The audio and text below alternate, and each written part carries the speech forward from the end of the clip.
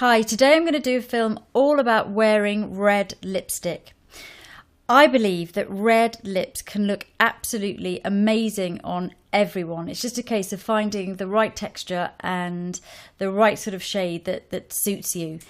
And although it's traditionally classically worn with a little black dress or for a cocktail party or for an evening event, I personally love red lips most when they're slightly out of context. So maybe you're wearing a sweater or a grey t-shirt and a pair of jeans shopping on a Saturday afternoon, and your makeup's pretty natural, and then you just have this wonderful red mouth. And I think that is just the ultimate in glamour. I just think it looks so sort of throwaway and amazing and just beyond fabulous. So I do love red lips for an evening and for an event, but I just absolutely adore them when you're quite casual.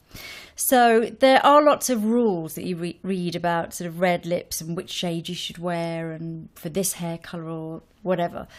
And there is, I'm not a big believer in makeup rules necessarily, but there is a little bit of truth behind some of that. But like like all rules, there are exceptions in every case as well.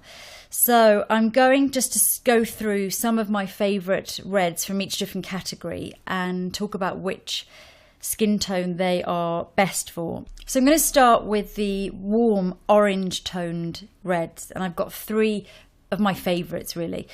And classically, I think that these types of yellow orangey reds do work better with yellow based skin tones. So if your skin is olive or just has a lot of yellow in it naturally, they do just sit together better. It's just less jarring as if you put if you put it on a very cool tone, very pink skin, it just it's off and it doesn't quite work. There are obviously exceptions to that. As myself, for example, I have a lot of red in my skin, but by the time I've done my foundation, I tend to match my foundation with my more yellowy areas. So by the time my foundation's done, I've neutralised all the red in my skin. So bear that in mind as well. It needs to match the skin, the colour of your skin once your foundation is on, because I think most people that have a lot of red often neutralise it. So the first of the orangey reds is a classic, and this is the Lady Danger by MAC, and this is just an absolute classic. It's a matte texture and it's very, very long lasting, and it looks amazing on olive toned skin. It looks amazing on neutral. I mean, I wear this one a lot. Once I've taken all the red out of my skin and sort of neutralised it, it's one that I personally really love. Next one is Rouge d'Armani, and this is 401, and this is a very vibrant, fiery, orangey red. This looks amazing on blondes, as long as you haven't got too much red in your skin, or if you neutralise it with foundation, then it just really is a hot, hot, hot tomato. And against blonde hair, it looks incredible. This sort of colour looks great on Sienna Miller, for example. For less of a matte finish, because the Rouge d'Armani is quite matte, very long lasting, there is the Chanel one, and this is incandescent, and this is more of a satin. It's one of the Rouge Allures, so it's very sort of luxurious and satin, and you can actually blot it down and sort of calm it down a little bit. But it's a very, very beautiful orangey and quite dramatic fiery red. So next, the cool tone reds, and these are the bluish tones and the pinky reds. Now classically, again, these work very well with a cool toned skin, but there is an exception, because if you have a more olive or a yellow toned skin, I actually like blue reds. They pop out a lot more because they don't sit naturally with your skin in the way they would with a cool toned skin. But if you want a real wow factor, they really kind of jump out, and for that reason I kind of like them with darker skin tones and with the more sort of yellowy, olivey type skin tones, if you've got the confidence in a way to kind of get away with it. The most blue tone fabulous one is the Cherry Lush by Tom Ford, and this makes your teeth look amazingly white, which is another nice little side effect of the more bluey toned reds. They really do make your teeth look incredibly bright. By Lancome 182 is another bluish, more pinky red. It's not as blue as the Tom Ford one, but again, it looks beautiful on lots of different skin tones. It looks very, very poppy on a yellow skin, but also beautiful on a cool tone. The pinkest of all the reds that I like is this one, which is Non-Stop Red, and it's one of the 14-hour Super Stay lipsticks by Maybelline. And this one looks really mashed up because this is my current favourite red. It's a very, very pinky red. This happens to be, I found this to be the longest lasting red lipstick I have ever used, and it's not drying at all. So I've been wearing that tons and tons, and it's, what I like about it is it really, I can look a bit sallow once I've got my foundation on because I cover all my red, and I blend in with my sort of more yellowy areas, and it really pops the sallowness. And that's, I think, what the pinky reds are great for. You know, as lovely as they look on the cool toned skin, they really pop the sallowness of a yellowy skin, and it just really brightens up my face. So I've really got sort of used to using it, but at the same time it sort of blends in with my skin tone. They have done a neutral version, which is another very bright, very intense red, which is by Maybelline too. So I've been wearing that one as well, but the pink one I've kind of got really into. Now on to the more neutral reds, and these are reds that more or less go with loads and loads and loads of different skin tones. Starting with the very classic Ruby Woo. It has a touch of blue, but it's one of those shades that seems to suit so many people. It looks incredible on dark skin because it just pops unbelievably, but it looks beautiful on a cool pale toned skin. I use it on sallow skins, yellow skins. It's just one of those shades, and it's one of their retro pigments, so it's incredibly matte. If you want that real Dita Von Teese sort of lip, that you can't really go wrong with Ruby Woo. The next one is Passion by Chanel, and this is just a beautiful, it's a Rouge Allure, so it's a satin, classic, neutral red that just suits lots and lots of people. Another one that I like is Fatal Red by Maybelline, and this isn't one of their 14-hour ones, so it's got a much creamier, sort of shiny, satiny finish, and that's a lovely, lovely colour.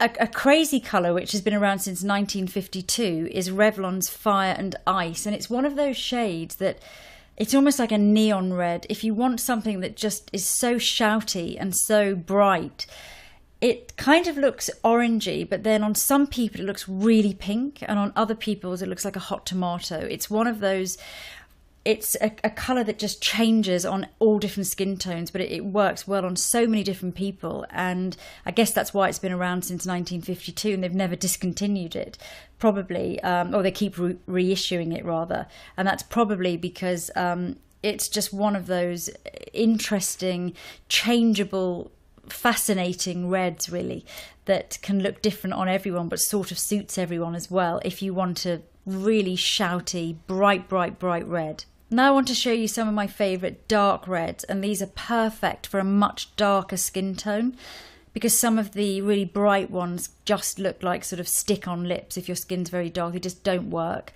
and you want something richer and just more beautiful and more sort of yummy and got that sort of richness to it. So the first one that I really like for a darker skin tone is Red Lizard by NARS, and this is a matte one, and it's just rich and gorgeous and full-bodied. The other one I really like is Russian Red by MAC, and this will just look like an absolute classic red on a dark skin, but it's also great for fair skin because it will just look like a very rich, deep red. It works on lots and lots of different skin tones, that one. It's a sort of a classic all-rounder. Another one that I like, and this is another matte texture, and this is Really Red by Revlon, and this is one of their matte ones. And this is just a beautiful, rich red that looks, again, great on very dark skins and also works well on fairer skin tones. For something with a little bit more almost sensuality, I love Chanel's Lover, and this is a really dark, bordeaux-y, pinky red, which looks lovely on a dark skin tone. Again, it works on all different skin tones, but it does particularly look nice on dark skin. It's got a sheen to it, a sort of satiny vibe, and it's got a little bit of pearl, not that much, but it's just a very sort of luminous almost effect on the lips. That's very beautiful. Now, if you're still feeling a bit frightened of red lipstick, then there are lots and lots of sheer options. So it's again, much easier to wear, a sheer texture, and it's much less high maintenance. My favourite textures are Dior Addict Extreme, which is just a really lightweight. It's not sheer that you don't see the colour. It has enough pigment in it, but it has that much lighter weight to it, and you see more of the skin texture, the lip texture. Another one is the No. 7 Sheer Temptations, and this is Glam. And this is a beautiful pinky red sheer, which works on lots and lots of different skin tones. And then there's so many gloss options. I mean, there's like lip balms that are tinted red, like the Nivea ones, and every brand, I think, on the high street and premium houses all have red lip glosses. So if you feel like you can't commit to red lips, but you're quite intrigued by them, then maybe you should start with a red lip balm or a red lip gloss. So I'm just going to apply a little bit of red lipstick myself, and I've chosen the Maybelline 14-Hour one, and this is Ravishing Rouge. So it's not the pinky one that I've been wearing mainly. It's more of their classic neutral red that they've done, simply because I found this to be the best long-lasting one. Now you can apply it obviously straight from the bullet. If you've got perfect lips, then it's probably just as easy, but it doesn't always last as long as if you apply it with a lip brush. And I just find that when you use a lip brush, it lasts so much longer. You need to really prep your lips before. You can either use, if you've got very raggedy lips, then you can use like a lip exfoliator. I always like just to put balm on and then buff over them with a Q-tip and just roll it just to take off all the dry skin. And then just leave the little bit of balm that's on there while you do the rest of your makeup. And then by the time you get to your lips, it's sort of sunk in, so they're not too glossy and not too balmy. And lipstick will sit on top of it quite well. So I always like to do with the first layer a very, almost hardly any lipstick on the brush. And then really work it in, so almost into all the nooks and crannies on your lips. So you're not really thinking so much about the shape, just on getting this colour right down to the base of the lips. And just follow the natural shape. So once you've got it all over your lips and it's following the natural line, you can then either use a lip pencil, or in the case of this lipstick, because it's very pigmented, it's quite, but it's very long lasting, I feel like I don't need a lip pencil, and I want to make it a little bit more wearable. Like I'd wear this maybe even during the day, so I don't really want a sort of very hard line around the outside. So I'm going to start by just doing a few adjustments. So like this side of my lip is slightly straighter than the other side, and I normally thicken up, or not thicken up, what's the word, make my bottom lip a little bit fuller. And to do that, the best way is just to smile. Just kind of take it right. You're not going over the lips, but if you smile, you see you have a little bit of extra sort of space down there you can add colour to. If you want to, you can do your lip pencil first and then even fill in the lips and then put lipstick on, like for a night out, if you want it to really be an amazing stain. But I think generally most people who aren't makeup artists, if you've got the lipstick on first and then you look into the mirror, you can sort of get more of an idea of the shape you want. Whereas sometimes when you're just drawing the line and you haven't got anything else on your lips, unless you're brilliant at doing makeup, you're not really sure what you're going for, what shape you're going to get. But once it's on, you really have a great idea of where you might want to make adjustments and things. So once you've got the shape exactly as you want it, there are lots of different ways to apply lipstick. Some people like to do one coat and then blot and then do a second coat. With certain not long-lasting formulations, that's what I would definitely recommend.